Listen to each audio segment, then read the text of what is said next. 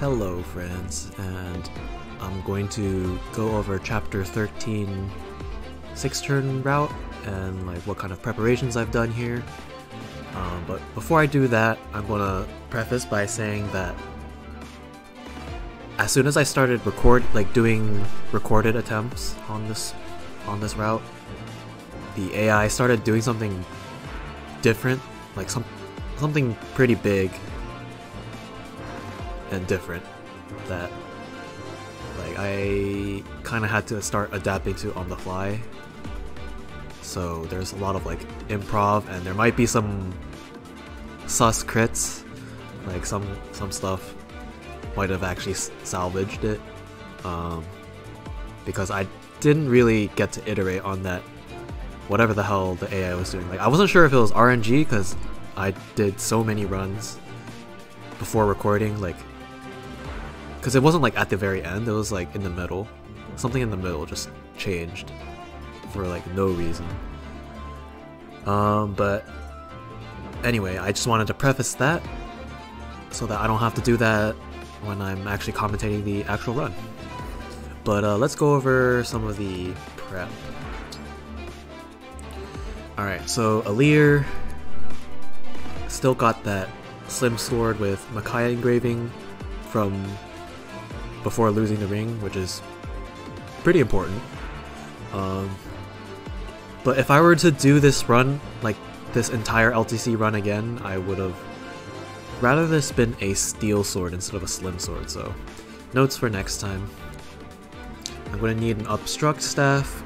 I don't really need the physic, but it's there in case. And then I do need a rewarp. And then I bought another killing edge because I will also potentially need this for combat. And then let's see, Ivy, she's the one with the forged thunder tome and Roy engraving. The Roy engraving matters a lot. And then she holds an obstruct and a freeze. The physic here also doesn't really matter, nor does the L-Fire, but physic kind of just in case. I'm going to use Zelkov. I forged his steel dagger with whose engraving is that? I think it's Lucina's? I don't remember exactly if it was Lynn or Lucina, but the one that gives more avoid. So that will be very useful for him. And then Kagetsu, he's holding Killing Edge, 11 Sword just in case, but doesn't really need it much. Amber, I bought another Killer Axe, just in case, not completely necessary, but the Noatune is very important for this run. As well as, well, he's going to light a torch on turn 1, so he's holding a torch there. Fagado. I think he's pretty much got his normal inventory except for a longbow. I added that there from before. Benet holds the tomahawk that I grabbed in chapter 11. And then Pandreo, I gave him a forged wind tome +1, and then he will be using warp. So those are all of the units that I'm using in their inventories. Let's go over their emblem rings. So Alir is going to have spur attack. Sorry. More specifically, that's the Alphonse ring with spur attack. He's just kind of going to be a buff bot, and also gives him some strength, which is nice for like one combat that he needs. Ivy is holding Olwyn for the Thunder, Juicy Thunder, double. Zelkov is holding Lyn, and I'll go over why I want that on Zelkov in a moment. And then I believe I raised her to bond level 4 so that Zelkov gets 2 speed from the ring. Or actually, no, that's not true. I think it's level... Never mind, it's bond level 2. Lucina's the one that you need level 4 to get another speed in. Lyn just needs bond level 2. Kagetsu, what does he have again? Just a Legion B with strength and speed. Like his ring, I don't think it matters like at all. In fact, actually a 2 strength ring would be optimal, but in the end, based on his role, like it really doesn't matter. Amber is wearing Eliwood S, so I did rig for an Eliwood, and Eliwood gives drawback and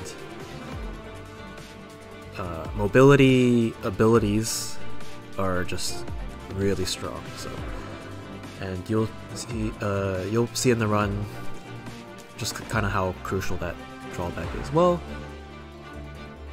yeah, kinda. It's not like, I don't think it. Yeah, I'd say it's pretty crucial actually. There's the AI difference that I mentioned before actually kind of makes it less valuable, but it's still valuable. So we'll go over that later. Alright. Fogado, I'm putting Lucina on him because Lucina gives anyone dual strike, and dual strike with like longbow is pretty strong. Or chain attacks with longbow rather. Okay. Bune. He's just got Ogma to give him some strength and dex. You know, any amount of dex is nice because Bune just his hit rate with Tomahawk not that great. Actually though, the 2 strength does matter. Well, it doesn't matter, but like it's nice. It's definitely nice. And then Pandreo, I gave him the 2nd Olwen ring, which actually he will not get any usage out of, but it's also just gives him +1 magic, so that's fine. And the +2 speed is nice for not getting doubled. He will be taking some hits. And then, let's see. I think there were some tonics that I did have to use.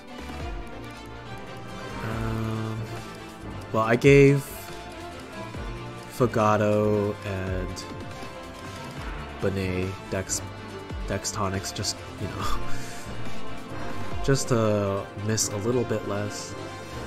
And then I think, who had HP? Oh, Amber needs an HP tonic here, very important. And I think I just gave Zelkov just in case, because there's like RNG as to whether he takes, like how much damage he takes, so that's just like a just in case. And then I gave it to Alir as well, but I don't think I actually need it on Alir, but actually no, I think it's good. There's something at the end where it's useful. Alright, and then I'll go over a little bit of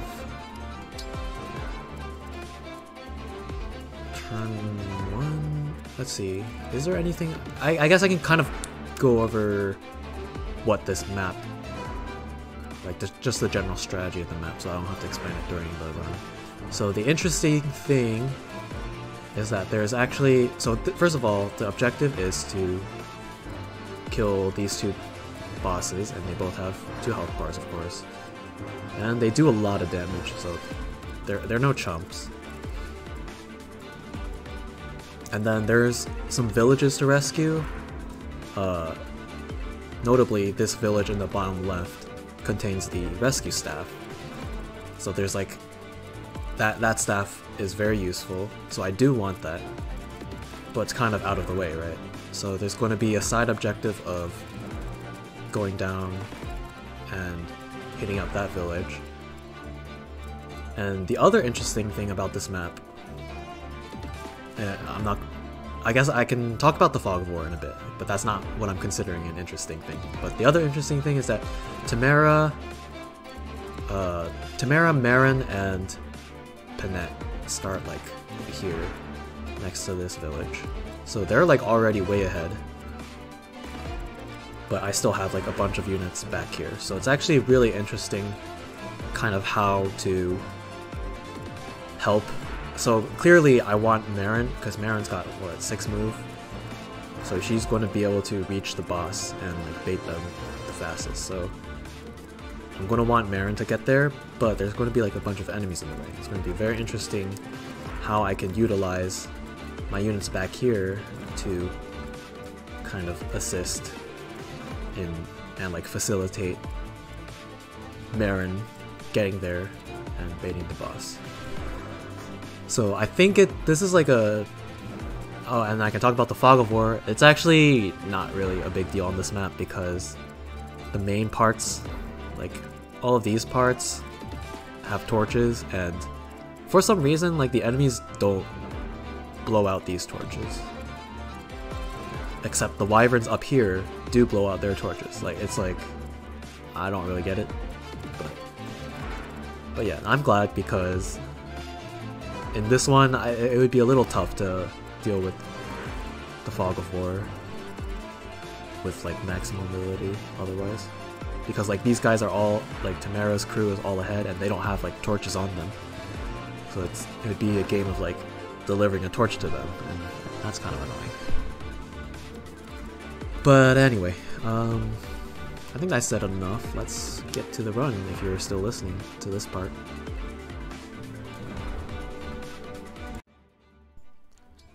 Alright, let's get into the run. So, alright, we're going to start off with the crew that will go and rescue the rescue staff. Pandrao's going to break that obstacle. He's not actually part of that crew, but he will. He takes that first obstacle out cleanly, so I do that on the first turn. Kagetsu and Bane take out the second one, and then Zelkov starts chipping at that axe fighter. I've got this. So Kagetsu has Killing Edge forged with Sigurd, which gives him a bunch of avoid, which is pretty important, like semi-important. It forces the axe fighter with hand axe on the side to like attack Bane and suicide into Tomahawk. Ready and able. So it's like an annoying person that takes care of himself that way, which is pretty nice. Alright, that was just killing some enemies on the right side. And here, I'm going to obstruct to the right of Amber, and that's going to force the Swordmaster attack him from the top side, and that will be important on the next turn. And then I also I canter straight down so that I'm in range of the Sword Flyer. The Sword Flyer otherwise would start attacking Zelkov, and it's a little annoying and kind of clogs the way. So I have Alir bait him out instead. So none of that, rest of that turn was kind of self-explanatory.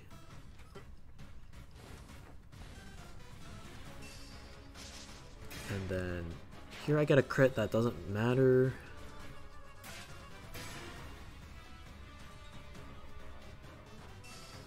And then that one, yeah, it's annoying that the archer hit me, but can deal with it. So here the Pegasus Knight misses Marin. It's not a big chance of that happening, but it's really nice when that happens. And then that Pegasus Knight missing Alir, also very nice. That one's more important than the Marin miss. So first I'm going to finish off this Pegasus Knight with Ivy, and Tamara will kind of do the same.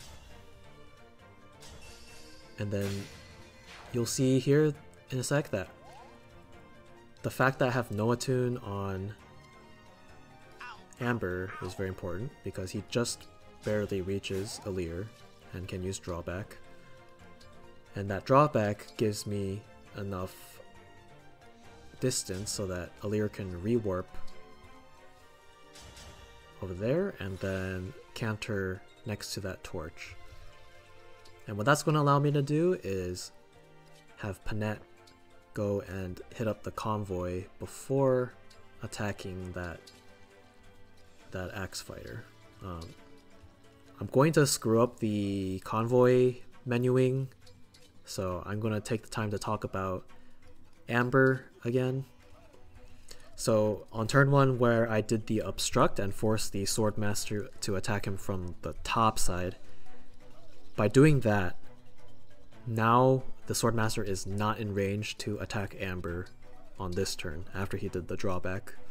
If I didn't do that obstruct and the Swordmaster attacked Amber from the right, he would be in range to attack Amber on this turn, and that would be a huge no-no. So the obstruct is pretty key there.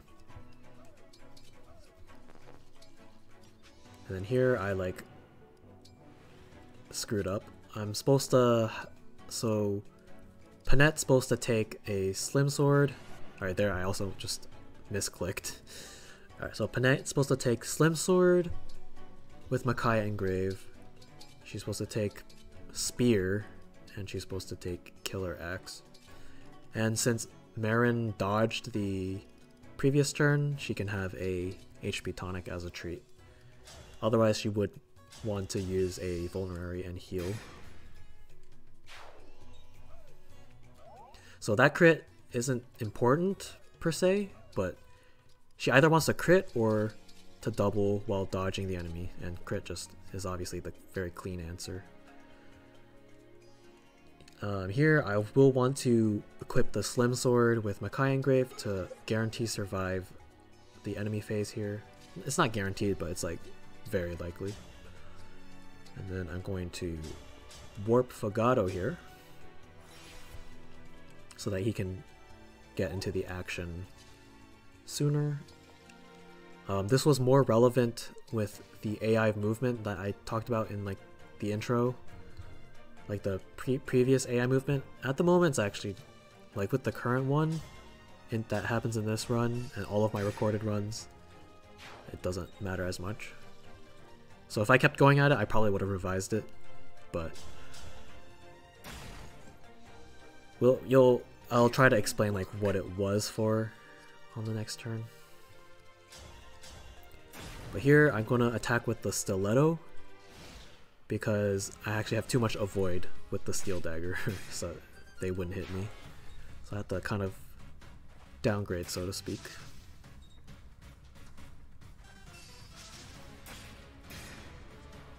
I get a crit there, that doesn't really matter.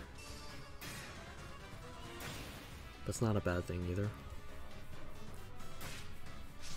And then like this guy that does 30 damage is why I need the Slim Sword, because otherwise it's basically a 50-50, slightly worse than a 50-50 for me to survive. Well, I can live with the HP tonic that I used, but it's like then the next turn's like pretty bad. So overall, I just want to dodge it. So here normally I draw back so that Fogado's in range to hit things that are in the way, but it's not as important with the current AI movement. But if I do that, I do need Ivy to freeze that Wyvern over there so that it doesn't come for Amber. Yeah, so with the previous AI movement, there's actually 3 enemies that I need to kill to let Marin like get through this passage, but now it's just 2. Which you would think is like better, and it could be, but if I was like properly prepared for it. The issue is that it doesn't let Panette move her full movement really, which like my previous strategy was like a little more dependent of. But here I just kind of get 2 crits to open up the way for Marin. I do want to trade off the spear before I let Marin go.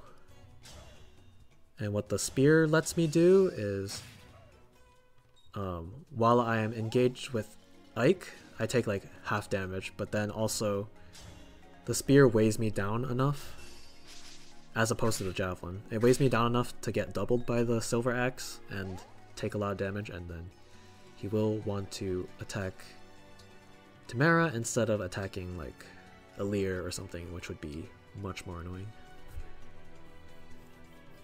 So here I'm kind of improvising. I'm like, one of the reasons why it's bad that the AI is different. So basically that you see there's like an effective exclamation point down there because there's a dude with poleaxe down there, and normally I would have already killed him. He would have been in there.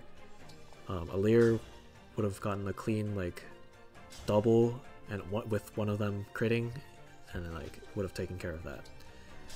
But now I have to survive an enemy phase against poleaxe with Marin, and that's why it's like pretty spooky. So I just give killing edge so that it just like, if I dodge it, then it just dies, most likely. I don't want it to like be in the way either.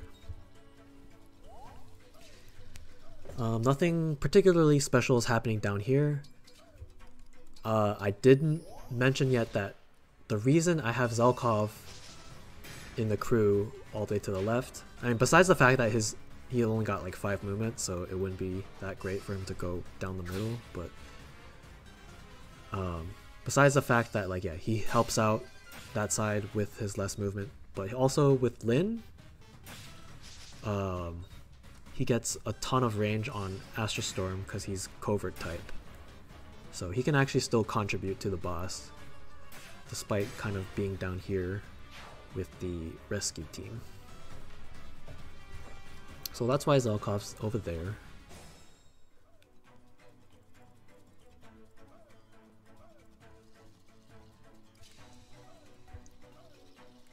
Alright, so here I'm just like, I'm still improvising a lot, trying to figure out like how to best approach everything here.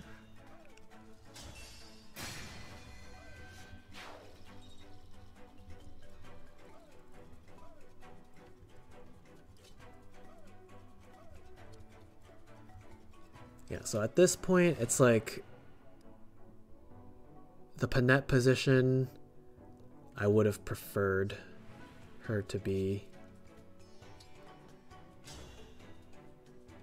She would normally be like to the left of Marin, and then she could attack the Axe Fighter from the right. And me attacking with Slim Sword would have been enough for her to finish off the Axe Fighter, but as it is, she's 1 off because she's not getting Alir personal, so it's like a lot of cascading effects to like how I normally play this. Thankfully there's like a very easy fix, which is just take a different sword from the convoy and do more damage. So but I was just like trying to illustrate how I was like not familiar with this exact situation. But yeah, I toss away the Slim Sword. I don't need anymore. I'm trying to figure out what weapon, and then the reason I need Alir to attack here first is I need a little bit more vision. Marin does need to move her full distance this turn in order to get into the range of the boss with Tomahawk. So I end up doing it like that. And Panette kills no problem.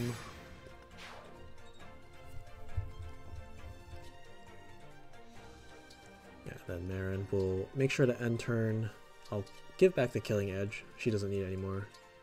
But I will want to make sure to have that silver dagger equipped, so I can counter the Tomahawk. But of course. And the rescue squad will kind of just do their thing.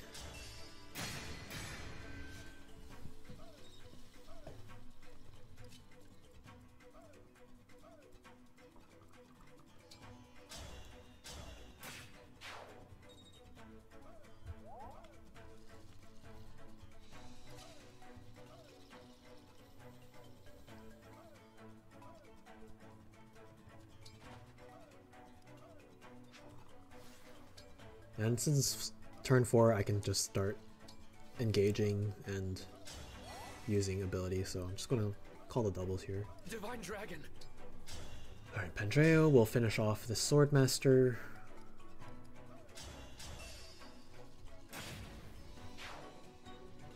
And And then he'll be in a relatively decent position to grab the Seraph Robe. Not the next turn, but on the last turn.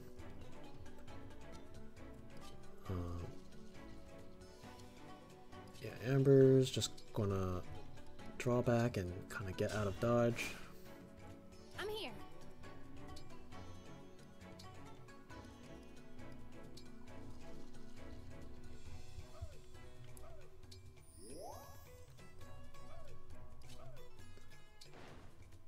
Ivy will clean that up pretty easy.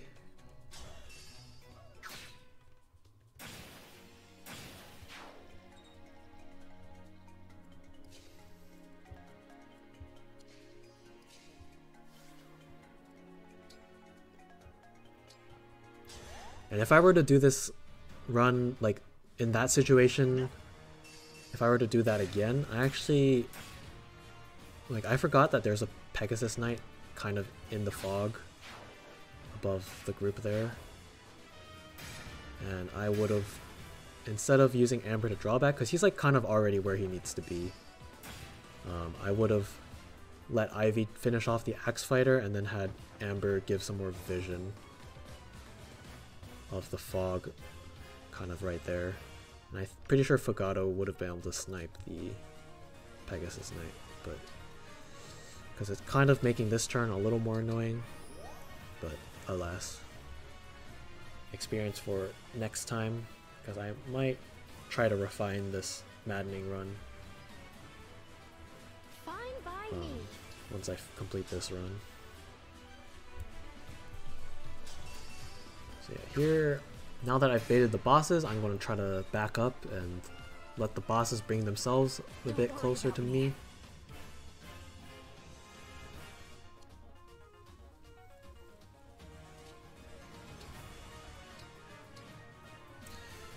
And here's where I kind of wish I never gave the elixir to Panette, and I wish Marin was just holding it herself.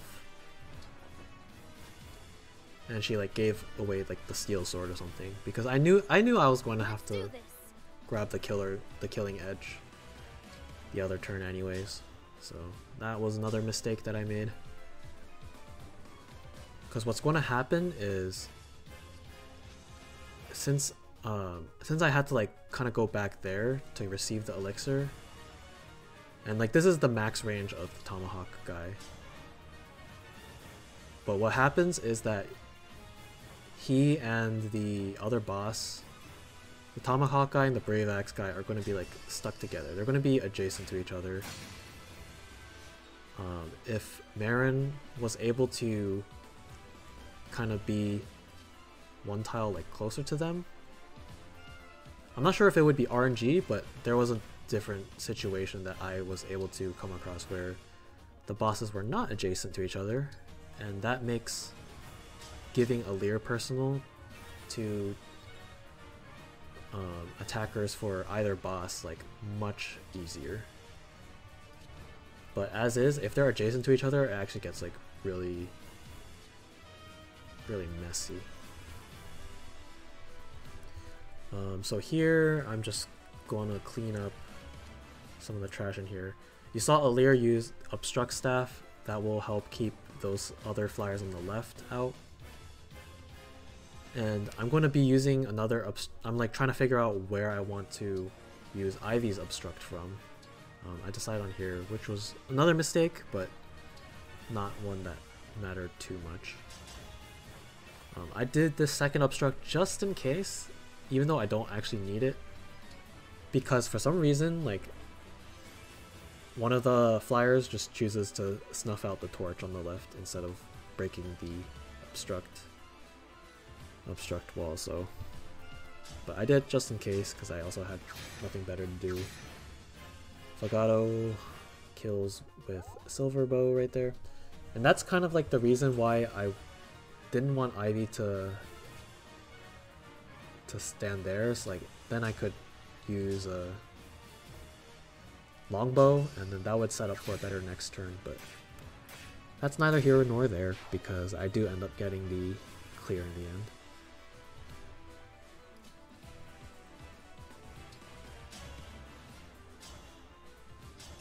So I'm nearing the end of my commentary because, truth be told, the final turn is like just a bunch of improv. There's not too much rhyme or reason behind some of it. Most of it, really.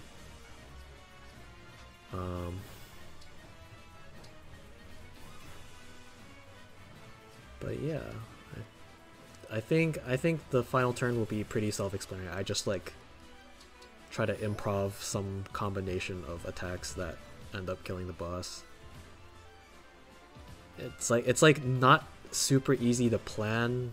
Well, one, because it's like a different configuration than I'm used to, and then two,